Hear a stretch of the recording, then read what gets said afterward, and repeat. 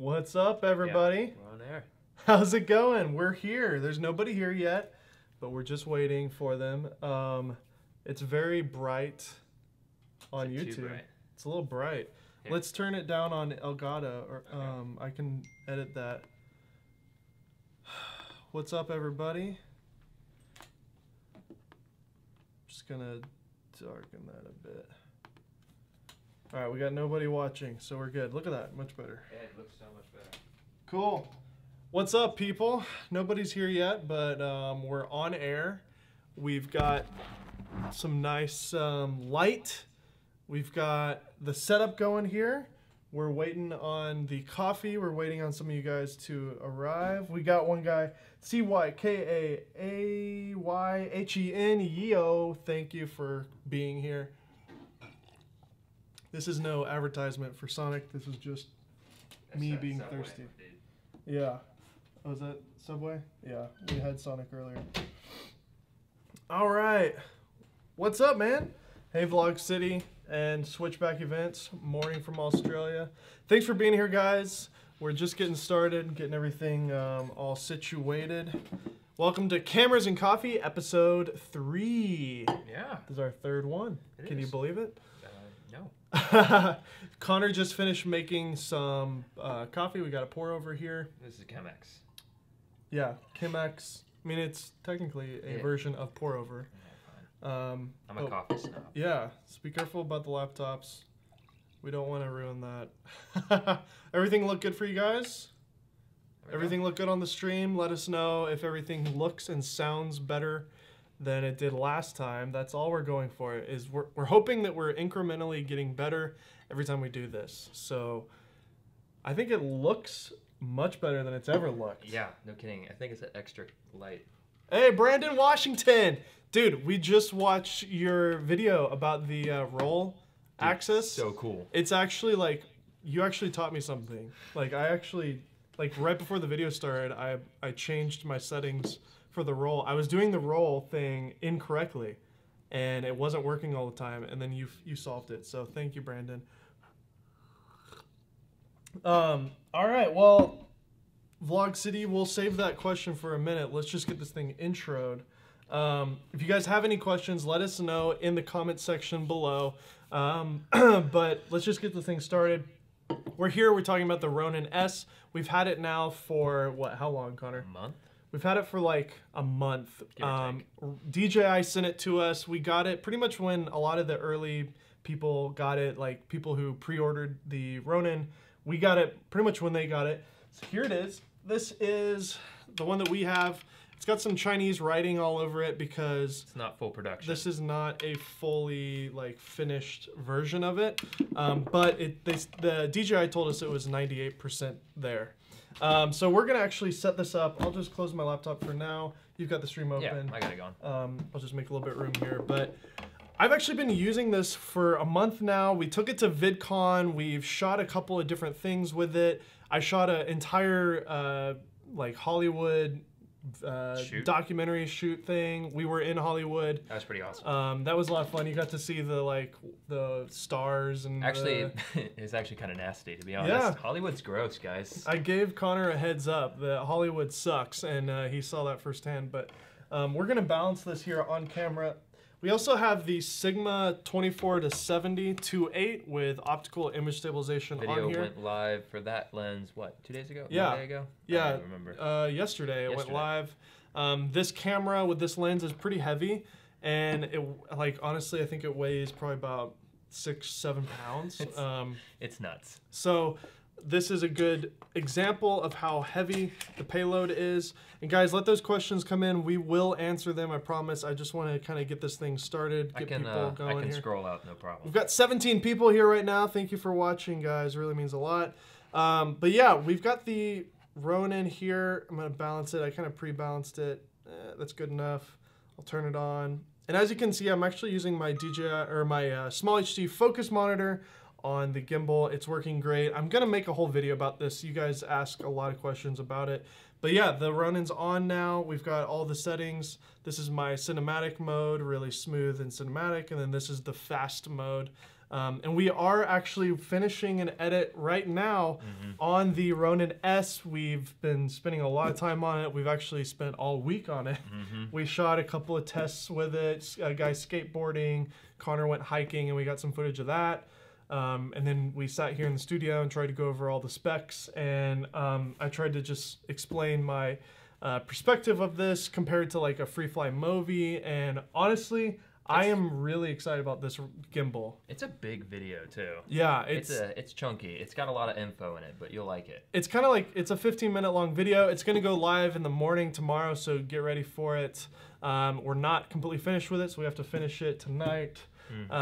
We being me. I'll stick around. Connor's been working really hard on the edit, and he's done a great job. The video is gonna be a little bit longer than normal, but anyways, just to sum it up, like the Ronin-S is the first gimbal that I can really recommend to almost everybody. I think it's the perfect tool if you're in that like kind of amateur to pro level, and you're wanting to get serious about your videography, your cinematography. I think there's no question the Ronin-S is the best gimbal to get right now in 2018. Because of just a lot of the things that DJI has done here with the versatility of the hand grip, the comfortability of it, the speed, the smoothness. Especially this guy right here. And the fact that they put the motor in the perfect spot here, you can actually see your screen. In my case, if you have a Sony camera, same thing. If you happen to own a GH5 or GH5S, you're in a lot of luck because the integration with this gimbal on Panasonic is perfect. You get the ability to push record here, but the best part is with this little focus knob, if you plug it into your GH5, you can completely control your focus manually, and it's smooth and fluid. If you're using a monitor like I have here, you can just nail your focus with that focus peaking, and that really kind of solves the problem that a lot of Panasonic users have, which is I can't get good autofocus. It's gotten better. It has gotten better, and I really hope that a GH6 comes soon with good autofocus, because that would be the best camera to get. But anyways, enough rambling about that. I love this camera. I love this lens. I love this gimbal. I love this monitor. Everything about this setup for me personally is kind of like the creme de la creme of like my favorite things to get. If I were being honest, I would love to switch my camera out at this point for a 1DX Mark II. I know Brandon Washington would be thrilled to hear me say that. I'm ready for dual pixel autofocus. I love my 1DC, and I would be really sad to get rid of it. But I don't know, 1DX2 is the way to go with the autofocus, and I can still shoot 4K and all that stuff. So anyways, let's dive into the questions. You guys have been blowing us up. Let's start from the top and work our way down. We got Vlog City. How tiring is it holding it considering the camera is on the heavy end? And by the way, the stream looks and sounds good. Thanks, Vlog City. I will say it's not as like bad as you think. Connor, answer that from your perspective. The weight, what is it like? What do you I've never really used gimbals, period. So holding it for me, honestly, it's not that bad. I mean, this is a ridiculous setup. Yeah. Be careful with it. I'm not gonna drop it. But honestly, it's not bad, and that's probably because of the design. I mean, this is like a gun grip. So it's really, really nice and comfortable to hold. And then the extra grip with the tripod, which we talk about a lot right here, if you all can see it. Yeah. The tripod is like an extension grip. So it's really not bad with two hands. If you did it with one hand, yeah, that would get pretty tiring, to be honest. But no, it's not bad. It's balanced well. The gimbal just, it really helps a lot. And also because it has the tripod legs, you can set it down if you're tired. Yeah, and that's the thing is like, so my perspective is I've been shooting now for 10 years. I'm an old guy. I started when I was 18, so I mean, there is that. But I have been doing this for 10 years now. And I started with the GlideCam HD 4000. With those units, that's like the Devon Supertramp style gimbal, if you want to call it a gimbal. It's more of a Steadicam. It's great, it's stable, it's quick and easy, but the problem is you have to counterbalance your camera with actual weights, so it ends up doubling, if not tripling, the weight of the camera. And so in relation to a glide cam, this is lighter. If you compare this to a Movi M5, for example, or the Ronin-M, this is also lighter because not only is the unit actually lighter, but you don't have to carry around a stupid stand with you everywhere you go. That was always the thing that I hated about the dual hand grip gimbals, is figuring out how to set it down. Just transporting it in general is just easier than those. And obviously Movi and Ronin have solved that now with the rings that have the feet on the bottom of them, but still that adds weight and it's just big and cumbersome. And in our Ronin-S review, we talk about this and where those gimbals still live and why they should still exist. And I believe that it should exist for those higher end cinema purposes. But for most people, especially YouTubers, the Ronin-S is the way to go. So as far as weight, I haven't seen it like to be much of a problem. And one little hack that, it's not really a hack, but one thing that I ended up doing is like kind of sticking it in my gut here or my waist and just letting it kind of rest there. If I'm walking, I'm getting tired, I'll just kind of like stick it in my stomach or my waist. Definitely your posture at VidCon. Yeah, I would just kind of stand there like that. Yeah, I held this exact setup with me all day long at VidCon, so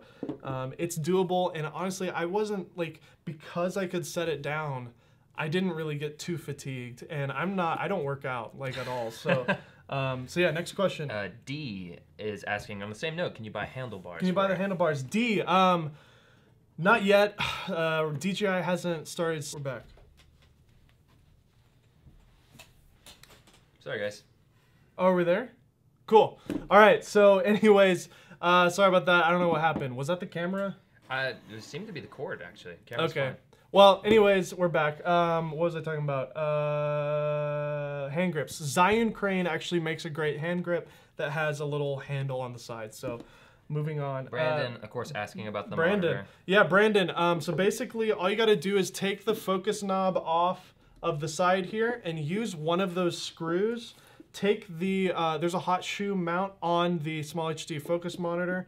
You unscrew that, and then there's a hole in the middle of the focus monitor, and you just use that same screw that came off of the focus knob and screw that in right here. It's really simple. I'm thinking about going to a machine shop and having them slice this piece of metal off here, and then maybe slicing this little knob here so that I can do a full rotation. Right now it stops when I try to move the small HD focus, but this is definitely the cleanest, the most simple and best monitor solution that I've found, just having it attached to the gimbal.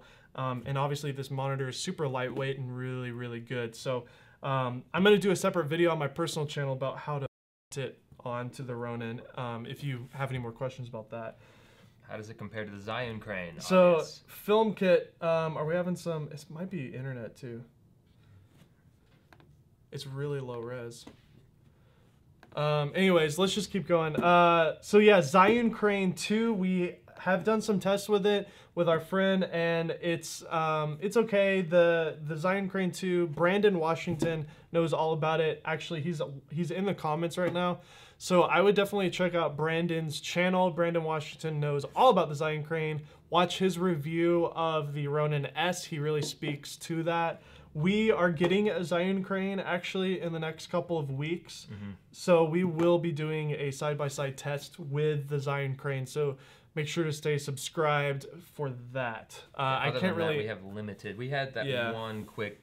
I can't really talk to that yet. Switchback events. We'll talk about the monitor mount in another video. I'm just using the small HD mount. What is it doing? So yeah, I just overall like have been really impressed with it. I love having this high speed mode. So like I have a slow speed mode, mode 1, high speed mode, mode 2. And I've found having the high speed is actually really usable when I'm just trying to get shots. So if you actually think of the Ronin-S as more of like a advanced monopod rather than a gimbal, you can actually come up with shots with this that you just can't get any other way. So for example, I did a whole entire shoot and I only used the Ronin-S. It was like a real production shoot. I was DPing for a documentary. I had this set up on here and I would just kind of like get my shot lined up and then maybe move this around, get my angle, and then I would just stop and just stand there. And it basically would just function as a monopod. And then as soon as we wanted to do a walking shot, then I would use the gimbal. So just remember, like, gimbals are more than just like steady cams. You can use them like another version of a tripod. There were a lot of times too where I would use the app and set the gimbal down on the ground and basically do like a slow pan like this using the app. And it's basically like having a tripod move. So a lot of cool opportunities there. You can put a tripod plate on the bottom here if you unscrewed this. There's a 1/4-20 and a 3/8. And I've even thought about doing a whole video about that, putting it on a monopod, like a literal monopod, and using it as a head for a monopod. So a lot of cool things there. Any more questions? Yeah, there's one asking about the lock mode. The lock mode? Yeah, just front trigger. Yeah, so the front trigger here, if you tap it 3 times, it does selfie mode. If you tap it 2 times, it always straightens itself out. And if you hold it down, it goes into lock mode. This is really cool. It's really a great feature if you're just quickly like wanting to have a stable motion. So like say I wanted to go from left to right, I would line it up, hold this, and then now I can do my shot and the camera stays perfectly level. But what's really fun about this is let's see if I can do this. If I hold it, I can actually slowly adjust it and it goes into this, yep, there we go, I sort of did it. It goes into this low mode here, which is great. So I can actually pull the gimbal all the way down to the ground and get a lot of great movement. The lower you are to the ground, the more foreground movement you see. It just makes the gimbal footage look way more fluid. I'm gonna put this back up because I'm Good luck. gonna die. Ah! It's so awkward. Well, it's also awkward because you're sitting down. Yeah. And it's because it's me too. I'm an awkward guy. So yeah. Say hey to Jeffrey. Jeffrey joined. Hey, Jeffrey Holland. Any questions? Any questions at all? Denver Riddle here. That is an old Color Grading Central inside joke. So let's see. Yeah, Alberto, VFX Todd. They're all confirming that Brandon's video is great. Everybody go watch Brandon's video. Yep, Brandon just commented. He said, I just did a video comparing the 2 gimbals, so Jeff, definitely check that out. Let's see. It takes, let's see. You guys are kind of like being angry at each other. Just bought a Crane 2 because I was afraid of the weight. Oh, dude. We got $5. Oh, thanks, Fearworks. Fearworks. Is it Fear Fur? Fur 5. We've done this before. You've given us money before. You told us how to say it. Yo, Kinotika, I've been looking forward to this live stream. Thank you so much, man. Dude. Really, really appreciate you. All of our super fans. Look, we need to address this, by the way. Okay. We did a bunch of M50 videos, and we're really kind of like done with the M50 videos, but we're still using we're using it right now. Right now, actually, yeah. But we were like doing really well, like 10, 20, 30,000 views on those. Then we went to VidCon, and our view count just went down. But we noticed that we had like 1,000 views on almost all of them. So we're kind of thinking that we've got 1,000 fans out there that just watch everything, and we just want to thank you guys so much appreciate it, for sticking around. All those other people that watch the M50 videos, those were coming from suggested, you know, suggested browse features, things like that. And those sweet, sweet thumbnails. But like those 1,000 views, like on those videos, we really appreciate you guys. Alberto, Furworks, we like all these guys that we love, Lover of Tech. You know, Alberto. All you guys are just so great. So, I did see one question. Someone was asking about fulfilling orders in Canada. I cannot answer that question. I don't know anything about the order fulfillment. I know that. Hey, Jeffrey, I don't know if you're there. Jeffrey, did you order yours? I'm not sure. Like, I don't know when people are getting them. I know that if you pre-order them the day they came out, that you should have it by now. In America. I'm not sure about Canada. I'm so sorry about that. Yeah, any other questions? Nothing? No. So with that, let me just talk more about stuff until some more questions come up. That's fine. So DJI is going to be doing some more accessories with this, and I'm really looking forward to it. There's going to be some gears that will be accessories that you can buy from DJI that will focus the lenses that you have. So if you have manual focus lenses, that will interface perfectly with the focus knob here and control focus. That's going to be really exciting. I really hope that they announce an update to control Canon cameras and Sony cameras properly.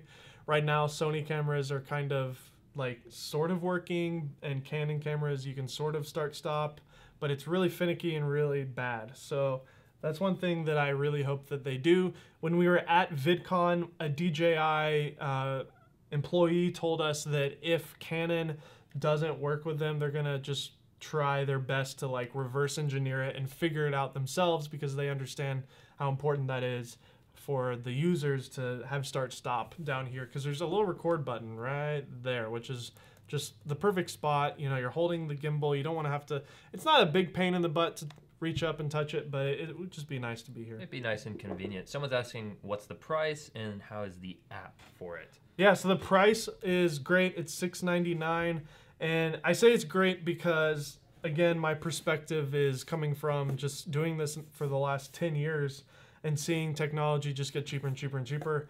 It's also competitive with even its competitors. Yeah, and the Movi like used to be $5,000. The M5 was like $49.99, and I believe that this is as good as a Movi. If you're going to directly compare it right now with the Zhiyun Crane 2, that's actually $50 cheaper, which is obviously a direct cut to Zhiyun Crane. Smart business move. Very smart business move. I really think that DJI is trying their hardest to slaughter Zhiyun Crane, and I think they're going to achieve it. As far as the app goes, I'll go ahead and pull up my phone here and connect it. In the meantime, Connor, what has your experience been using this? You're not really familiar with gimbals. No, I actually got criticized a little bit in one of our videos because I used it for one shot, and everyone's like, why is it shaky? Well, it's because it was me. But honestly, it's not bad, and I've used it a couple times since then, and it's pretty intuitive. We shot, what did we shoot where I shot everything on? The Sigma. The Sigma review, yeah, it came out yesterday. All the B-roll was shot by Connor with the M50 on the Ronin. And I thought it looked pretty dang smooth, much smoother than me just, you know, hand holding it myself. And again, I have like next to no experience with any gimbal. So if you're out there and you don't have experience and you're like, I don't want to spend $6.99 because it seems complicated, it's really not complicated. I have very little practice, and honestly, I got it down pretty okay. And that's what's great about gimbals, is it really is pretty quick to pick it up and learn it. The main things that you need to learn as an operator if you're first starting out is how to walk, how to move your body, and then obviously like basic cinema, just all around cinema knowledge. So like, why do a move in the first place? Why go from here to here? How to frame your composition. Those are all things that make gimbal shots look good. It's not the gimbal itself, it's the operator. Just like a guitar, you could have the best guitar in the world. If you don't know how to play it, it's gonna sound good.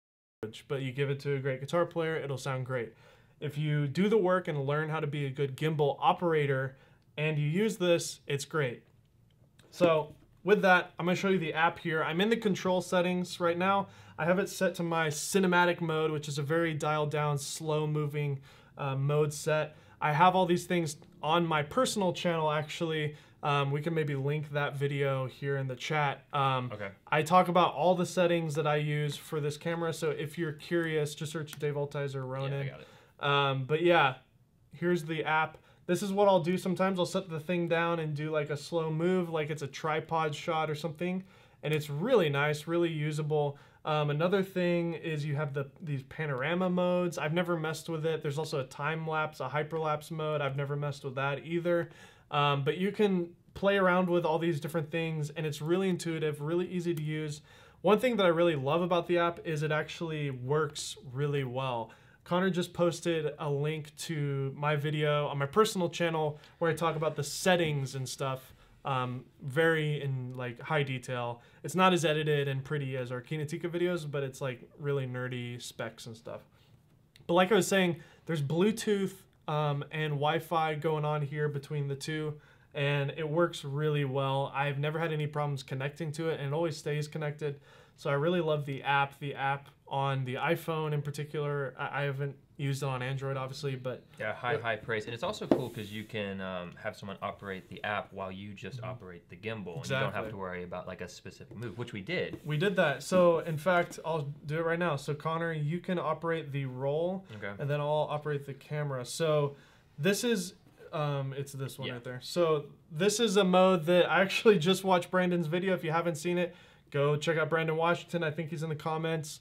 He did a whole video on this, but we experimented with this mode here. It's this roll mode. It's pretty so check awesome. this out. So I'm gonna go into it here, and if you have a second operator, it's way easier. So check it out. So go ahead and hit it. So he's operating it. I'm not doing anything. He's operating it with the app. My hand caught it. That's why it stopped. But it does this perfect little rotation here, and it is just so cool. Especially if you shoot in a high speed. Like I was shooting at 60 frames per second on this thing, and you can just see how the lens stays perfectly stable. The gimbal is totally adjusting the camera so that the lens and the sensor stay in the center. And it is just so neat. There's really no other way to pull something off like that. Isn't technology fun? It's so fun. Brandon wants to know exactly which cameras are compatible with the Panasonic cameras. Yeah, so the only Panasonic cameras that work right now are the GH5 and the GH5S. The older ones like the 4 and the G7 and stuff, those don't work. I'm sorry, Alberto. I know you're a big G7 fan. I saw somebody say something about the tripod. The tripod legs are really nice. They are stable enough to trust. It's it's not perfect. I mean, like it's probably gonna fall if I push it. But if you have a level surface, the tripod legs are definitely good enough to hold it. But what I love about these is the padding that DJI put on here, and the fact that they like made the tripod itself a nice circle pattern. So it's hard to like see it on camera, but when you hold it, you can feel it. It's like, it's just really thought out. Like these legs were designed to go beneath the Ronin and hold them. The Zion crane in particular has tripod legs, and they are just normal little mini tripod legs, which is fine for when you set it down, but when you want to hold it, it hurts your hands because they're sharp and kind of pointy metal legs. They actually put the same padding that's up here on the handle on here. And it's just like, it's just nice hardware work. Like they've just really thought it out. The engineering here is great.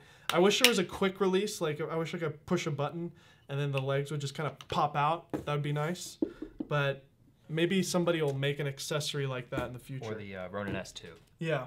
As far as battery life goes, it's great. I haven't charged it all week, and we've been using it all week. So you get 12 hours of battery life. If you are in a pinch and you don't have your charger with you, but maybe you have your MacBook Pro that happens to have a USB-C charger, you can actually charge it using your MacBook Pro charger. It charges right here using a USB-C port.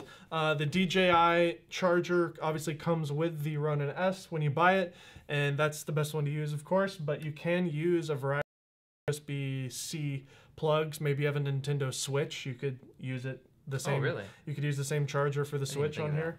Yeah, so that's pretty fun. Someone wants to know, Simon. Hey, Simon. He wants to know if it comes weather sealed. No, it is not weather sealed, but I wouldn't ever test this. But in the past, I've used Movies, I've used Ronins like over the ocean water, and they've survived.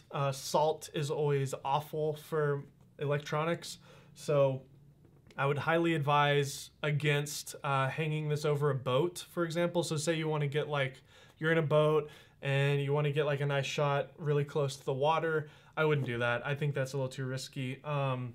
I would take the camera off and just handhold it or put it on a, put it on a stick or something.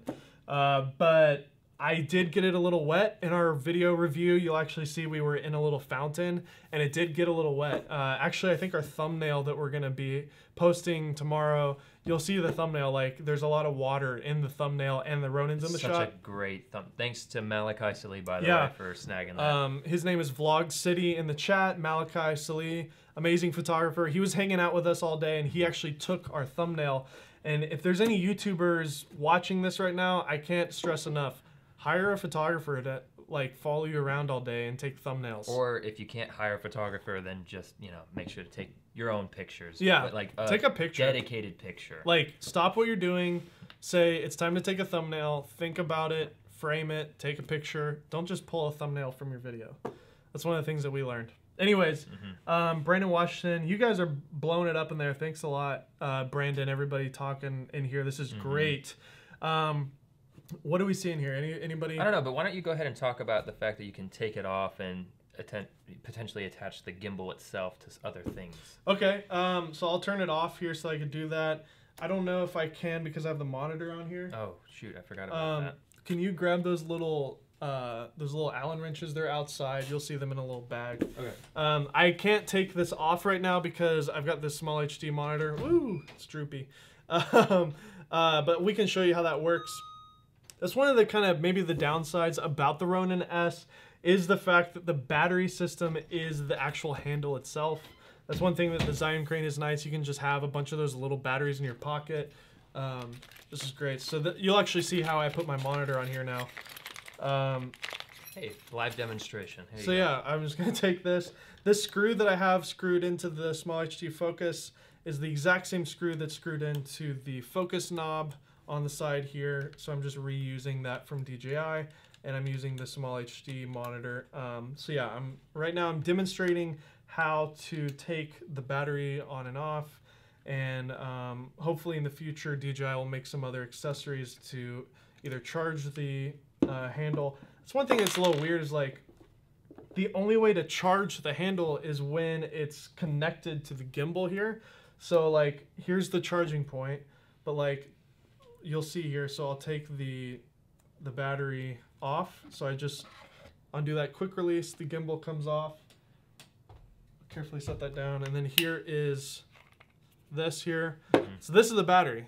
This is it. The rubber is completely coming off. Like I said, this is not a full production version. This might be part of the beta part of our gimbal. But yeah, this is the hand grip slash battery. So I would recommend buying at least one extra one. That gives you a backup in case it's bad news and for some reason it doesn't even turn on and you forget to charge it. You're fine for the whole day. 12-hour battery life. I've got a 6-7 pound camera on here and it's still going strong. So yeah, we're really kind of pushing it. But this is the thing that I don't know how to fix it or make it better. I love how streamlined this is. I love the fact that this handle is so comfortable to hold. It's just really well-made block of battery, but I can't charge it right now. Like if I wanted to just charge them up at the end of the night, I have to plug the gimbal back in and then plug it through USB. I would love for DJI to maybe make an adapter that could maybe slide in like this. Yeah, like and then you could just plug that in. But isn't that, it's so comfortable. I know. And so is the handle slash tripod here is really comfortable as well. Kind of like a lightsaber. Yeah, it really is.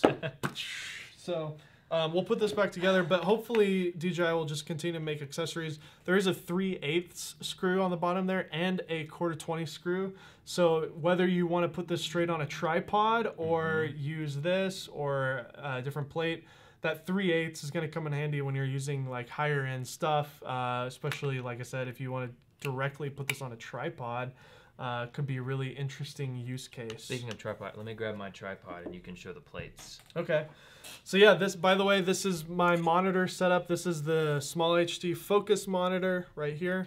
All I did is I took the hot shoe off of this. I just unscrewed that and you'll see here there's actually a little hole right there. I then took the little screw of the focus knob off right here, and then I'm just gonna screw this back through the hole here. See you, Brandon. Brandon's leaving, by the way. Bye, Brandon. We love you. Thank you for hanging out. Let's put this back on. This here. This is one thing that's a little fishy about this gimbal is this is it. So this is how you take it on and off. It's just this little lever here, and I've used it before, and the lever kind of slowly starts trickling back.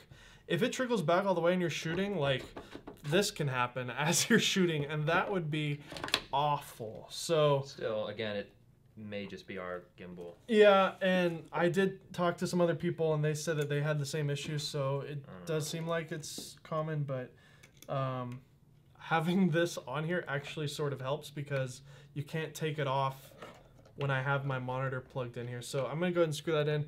Are there any other comments? Yeah, asking about the plates. That's why I grabbed this. So who asked about the plates? Simon. Simon! All right, Simon, we are going to answer your question about the plates. So DJI, I think, has said in their marketing that it's a Manfrotto plate. That is sort of true and sort of a lie. So we're going to show you what we're talking about here. But I was hoping that the plate on the Ronin-S would be completely compatible with I don't know where my plate is. Manfrotto. We're using it, the camera that we're shooting on. That's right. That's what But that other plate I had was in that cardboard box in there. If you want to grab it, okay. You don't have to if you don't want to. I'll grab it. Doesn't okay. matter. So we've got the DJI plate on here right now. This is a Manfrotto tripod. This is that small Be-Free one. That's pretty cool. Connor has this. So check this out. So I'll take the DJI thing off. I'll turn it off because it's gonna act wonky. But yeah, check this out. So I can put it on, but did you hear that little click? That's it. So that's as far as I can go. I can't slide this forward anymore. If I try, it's just locked. And the quick release did engage, so that's great. And this is true on all. Tripod legs on, right? Okay. Sorry. How do you do it? You just kick this to the center, and then it locks. Okay. On all of them. Cool. Sorry, guys. So yeah, that's pretty much it. So like, I can't slide this forward anymore, but it is on here, and it does sort of work. So now this is a real Manfrotto plate. Obviously, this would work perfectly on this tripod. Go ahead and take this. I'll show you how this works on here. It doesn't enter this way. It doesn't enter this way. Even when I push the quick release button, it doesn't enter barely at all. It sort of slides in, but I'm gonna get it stuck in there. And then it doesn't enter here at all. I do have a super long Manfrotto plate, you know, the ones that come with the higher end video tripods, and that does slide on here pretty well, but it's pretty limited. You can't move it back and forth very much. I did talk about it in my personal video because I used the Manfrotto plate in my personal video. If I were given the choice, I would stick with the DJI plate because it works perfectly on the Ronin, and then it sort of clamps onto Manfrotto tripods. So I would prioritize the gimbal because you want to have, you want to have perfect balance on the gimbal. Sorry, the coffee's making me have a little bit of burpy gas. But yeah, it's weird too because the plate actually goes on backwards, which makes sense because, you know, it's obviously more like I wouldn't want to try to like slide it on. I can't go this way. Like that's annoying. So having it go on backwards is nice. And then so you just kind of balance that. So I would recommend using a DJI plate, and you can sort of use it on your tripods. Any other questions, Connor? Someone's asking which Canon cameras. A lot of people are asking which Canon cameras work with the Ronin-S, and the answer is like all of them. But well, the answer is on DJI. Really. The answer is on DJI's website. So I mean, we are offline again. Ah, frick. Why? I don't know.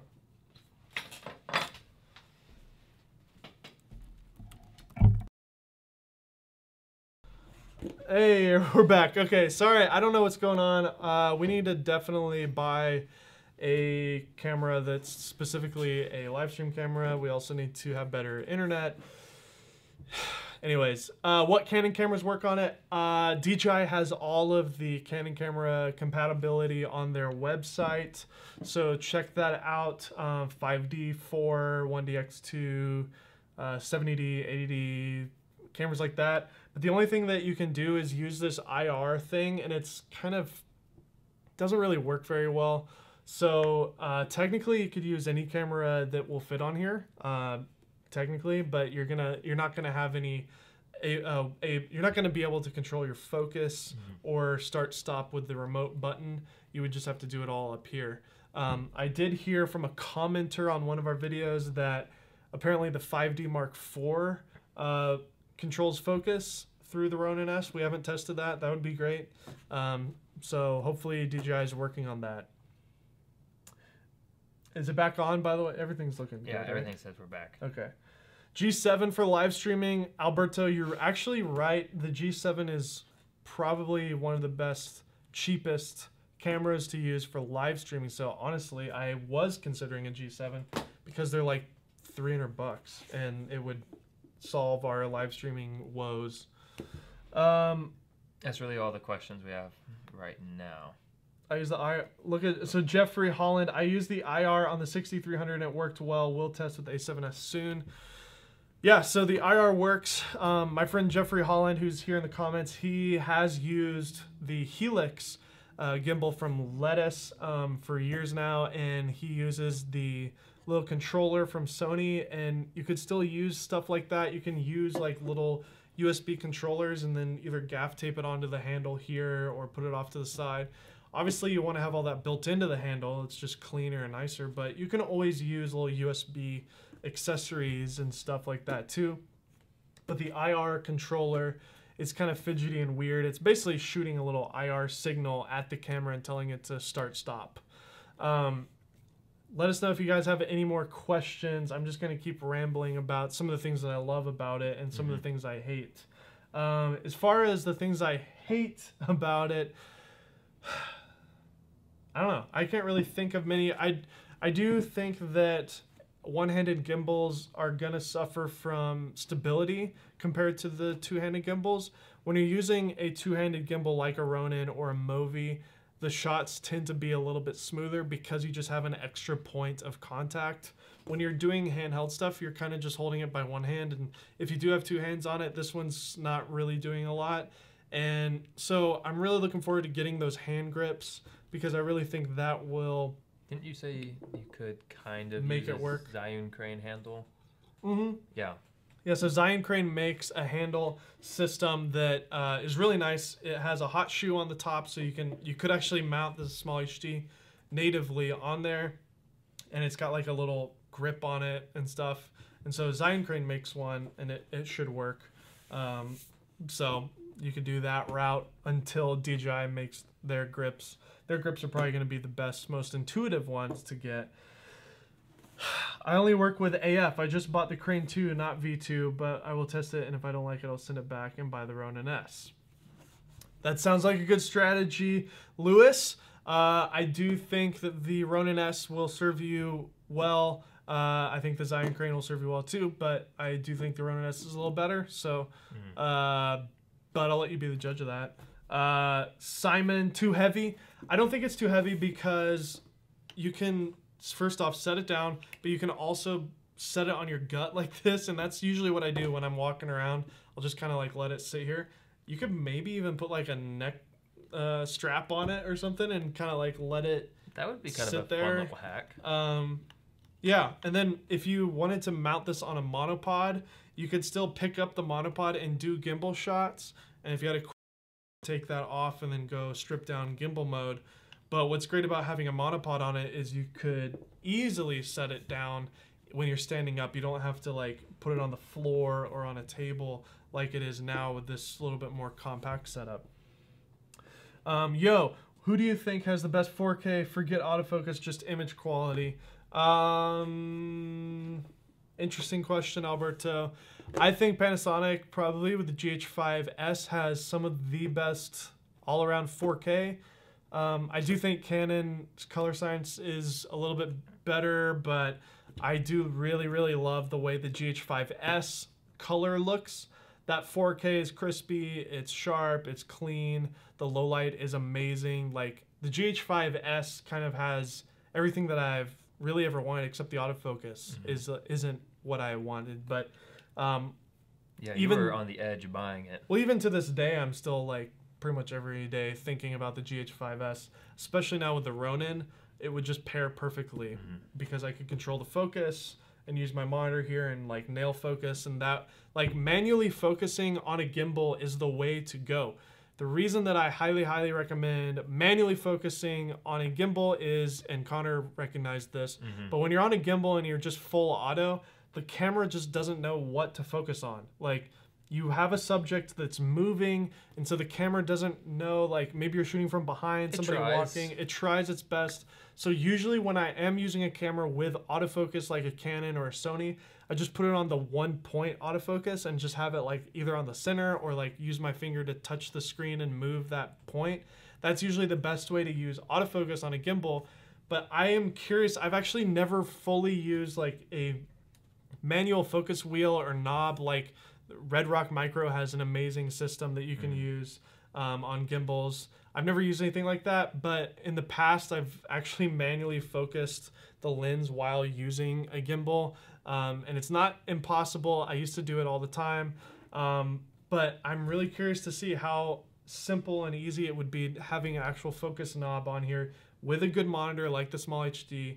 That's the problem with the GH5 series, is the monitor is not bright enough, so you got to use the monitor here. But anyways, I'm ranting. But if the GH5S for us was a dedicated like gimbal camera and probably live stream camera, it would be a good tool to have, because Canon doesn't really have anything that fills those boxes of great low light, 4K at 60 frames, 240 frames per second slow motion, interfacing with the focus knob. I don't think Canon cameras are ever going to work with this, just knowing Canon. So there's a lot of benefits to using a Panasonic camera, especially on the Ronin-S.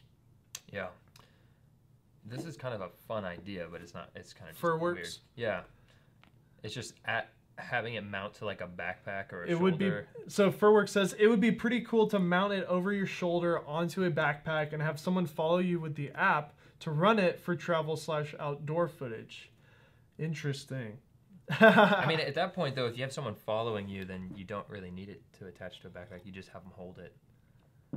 True. Yeah, that's a good idea, man. Maybe we should experiment with it. I have a backpack. Yeah. It's crazy how much a lens cap can throw the balance way off. It's so true. In fact, I typically balance my gimbal setup using an ND filter or a lens cap on it, because I'm typically using an ND filter when I'm out and about, I'm outside. So yeah, putting just like if I balance it without an ND filter and then I put an ND filter on it, it throws the balance off. So I would, if I were you, I would maybe get either like a clear UV filter and that's removable, and then balance it using that. And then when you take it off and put your ND on, then it doesn't throw the balance off. Or just put a really light ND on it and boost your ISO when you're indoors, and then you can just put your ND on it. That's what I've done in the past. I use the Zoom adapters, XUME, and those are like really great magnetic filter adapters, and they're really great for when you're running and gunning. You can just have it on your belt, a little pouch with all your NDs, and you just pop them on with magnets. There's no screwing involved. You don't have to screw the gimbal, the filter on and off. So little hack there. Also, using a lens like this is not a good idea. This lens here, you'll see when I zoom out, see how the lens actually protrudes out? This lens actually isn't as bad as others. It doesn't even really go out that far, so you're probably gonna be fine. But when you zoom in like this, it just forces the gimbal motors to work a little bit harder, and it makes your footage a little bit more bouncy. So try to get a lens that zooms internally, like the 18-35 from Sigma or the 16-35 from Canon. So yeah. Hey Red Rock, the Digiboom guys. Yeah, those guys are awesome. Digiboom, Digiboom, Digiboom. If you guys didn't see our Digiboom video, it's one of my favorite ones we've ever done. It's so funny. It's so random too, but I love it. My dad actually is a musician. He saw the video that we were working on, and he was like, "Ooh, I'm gonna make a jingle for you." I was like, "Okay." And then a couple of hours later, we went to lunch. Yeah, it was like maybe not even. It was like an hour. Yeah. Like, we came back, he's like, "Hey, check your email." I was like, "What?" When we played it, and it was this amazing Digiboom, Digiboom, Digiboom track. And he, like, recorded this little thing. I'll have to pull it up because it's so funny. Digiboom. Yeah, the Digiboom is epic. It's awesome. Yeah, here you go. You ready for this? This is the Digiboom jingle that my dad made for our video. It's so ridiculous, but I love it. My dad's kind of nutty, Digiboom, like. Digiboom, Digiboom. Digiboom, Digiboom, Digiboom. There you go. So that's the Digiboom song. My dad made that for us. And Red Rock Micro is awesome. We love those guys. Did you test the Ronin-S with the 24-70 GM? We don't have any Sony cameras, and I don't have any GM lenses. We still have not done any reviews on the A7 III. if we're desperate, we're going to do a review series on that camera. It's one of the most popular cameras right now. I think it's probably valuable for us to do it. We're unbiased. Like, I am a very unbiased person when it comes to cameras. So I am totally open to playing around with a Sony camera. I am not against it. I am not a Canon fanboy. Like, I am a Canon fan, but like, I am more than willing to do Sony tests. In fact, next week we're doing a whole series on the new RX100 Mark VI.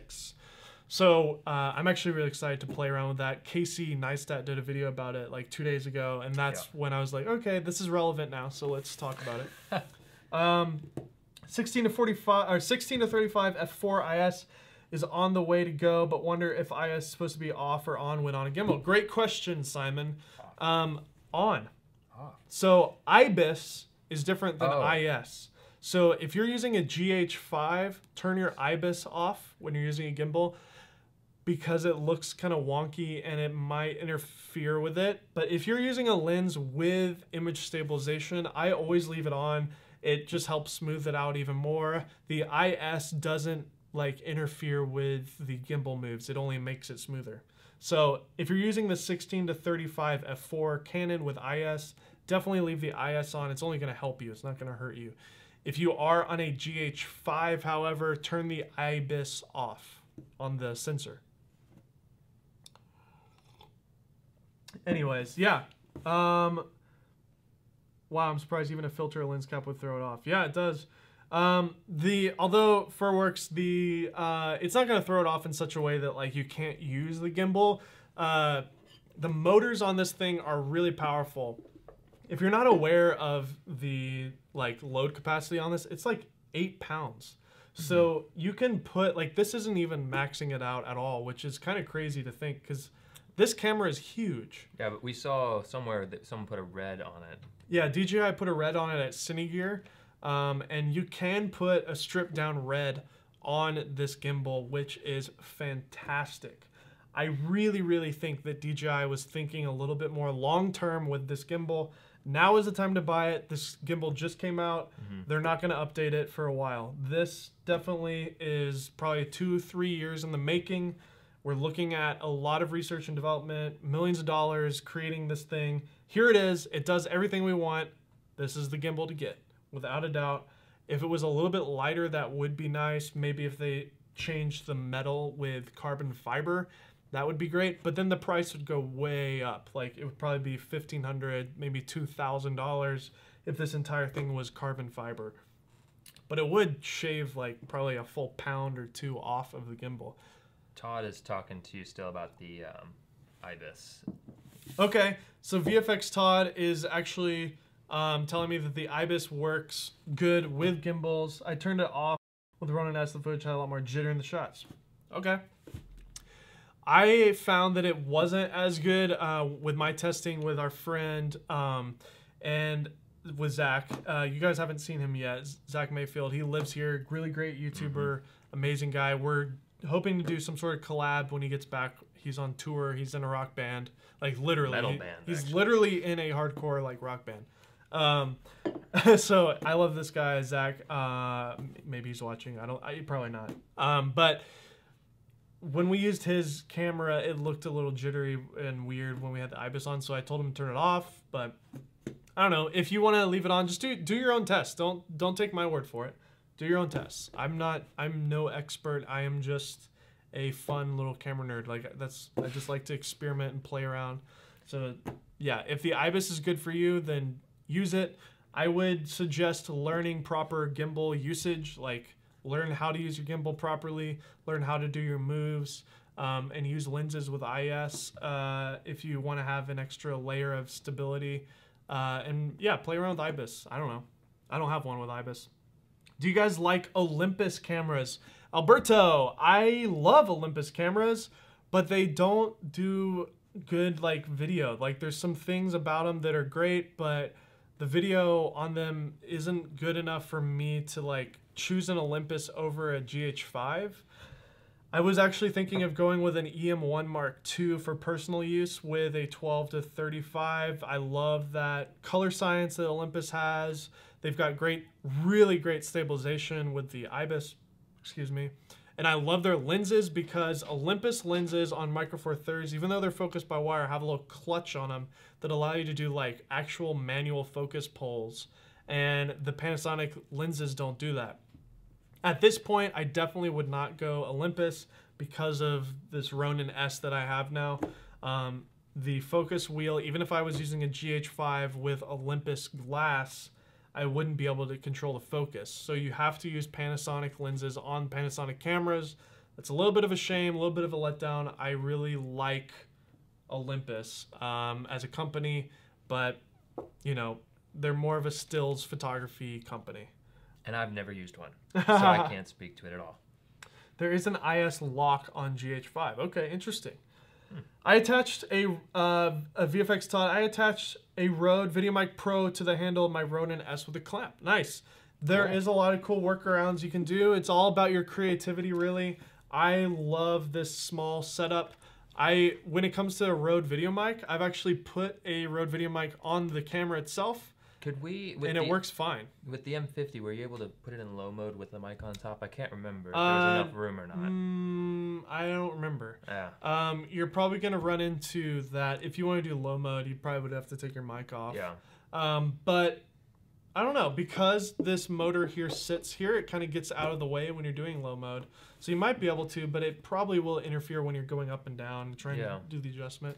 But yeah, like for the most part, if you're not going into low mode often, or if you want to just, instead of going into low mode, if you just want to go upside down, which I've done a lot. So like, instead of switching to low mode, just literally turn it upside down. Flip it Obviously, in post. there you go. That works the exact same. You just flip it in post-production. The low mode is nice though, because everything is right side up and your menus and stuff are all normal, so you're not looking at everything upside down when you're using the camera. But yeah, you can put a Rode VideoMic on top of your camera and it won't interfere with it as long as you balance it with the mic on it. So, which leads to, can you vlog with this? I don't know if any of you guys are vloggers or if you're curious about that. Yeah, you could. It's big. You know, it's heavy. I personally kind of like the shakiness of using a GorillaPod and the handheld nature of that.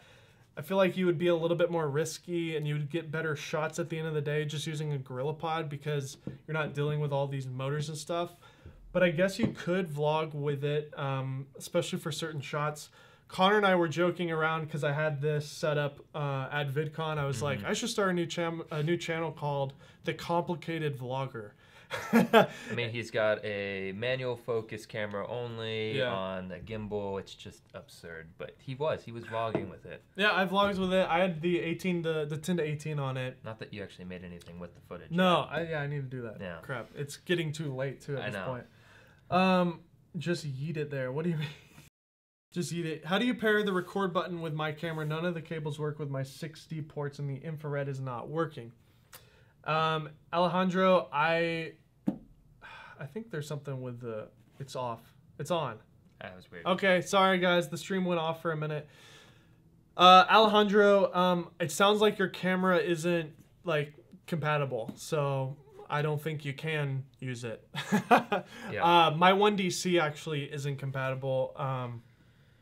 Canon makes an IR accessory, so if you have the older 6D, maybe you could buy the accessory and then plug that in through a USB cable, and then that would give you the ability to have an IR cable pointed at that IR accessory that goes on the hot shoe.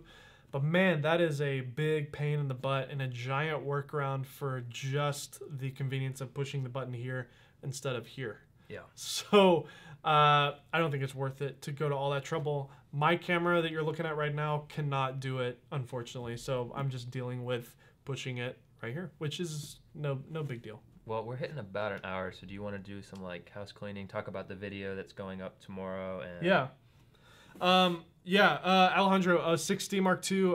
Again, I'm not sure. It just depends on if your camera has IR built in.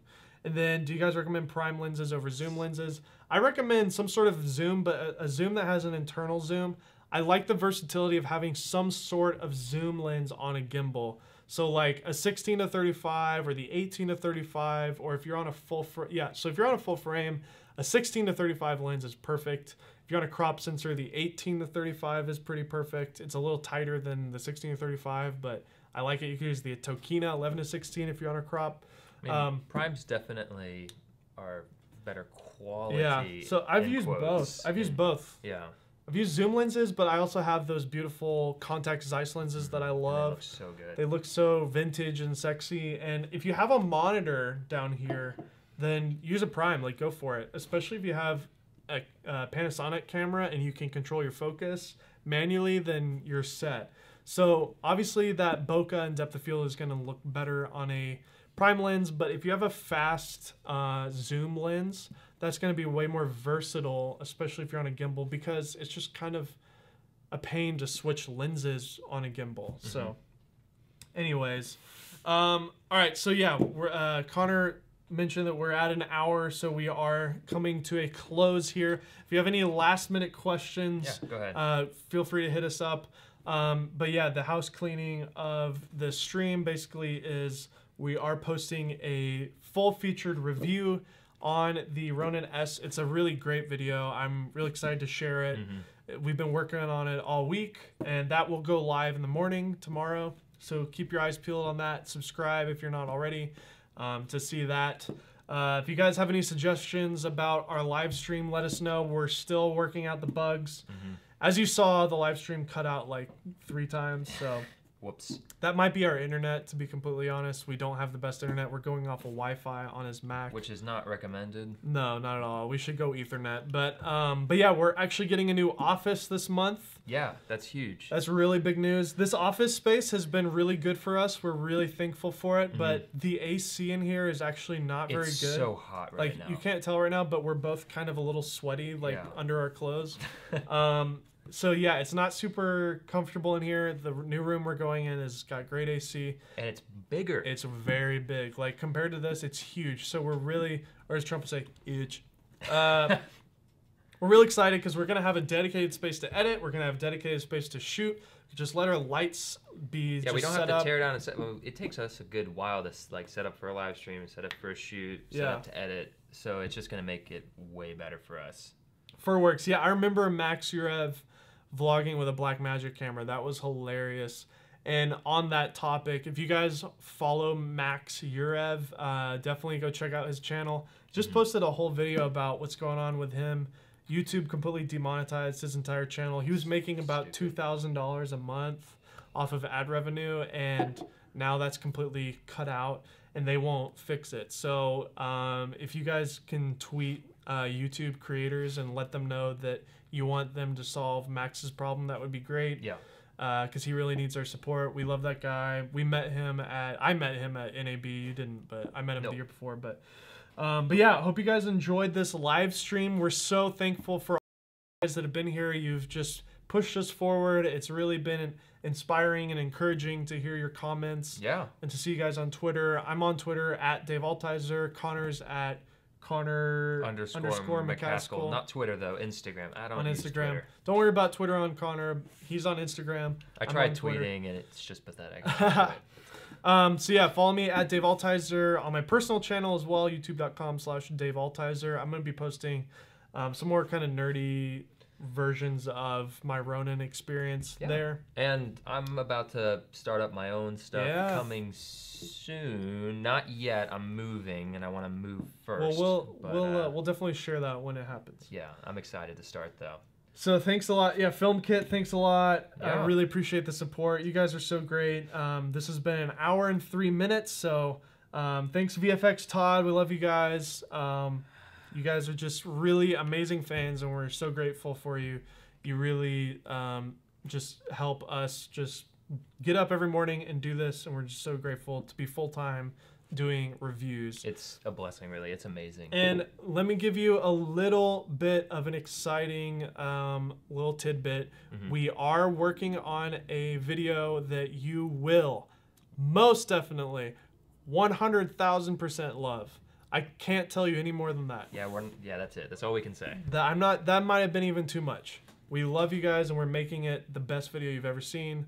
So yeah, Just giving you a little tease, tease. And D, by the way, there's a link to Dave's channel already in the chat. Just scroll up, you'll find it. It's Dave, YouTube.com, YouTube.com/Dave Altizer. Oh yeah, you got that updated. Yeah, I contacted YouTube and they fixed it, so you can actually go to just youtube.com/Dave Altizer. So. Yeah. Hey, can I like super side note? Do you guys like my flag? I brought it to the office, and it's like super awesome, isn't it? Yes. Yeah. Tell them about it. Yeah, it's I got it. I spent way too much money on it, but it's a 48-star World War II flag, so that's kind of fun, right? Yeah. It's not. It is. It's dirty, but it's nice. I like it a lot. Yeah. It's super dumb though. And then Final Space.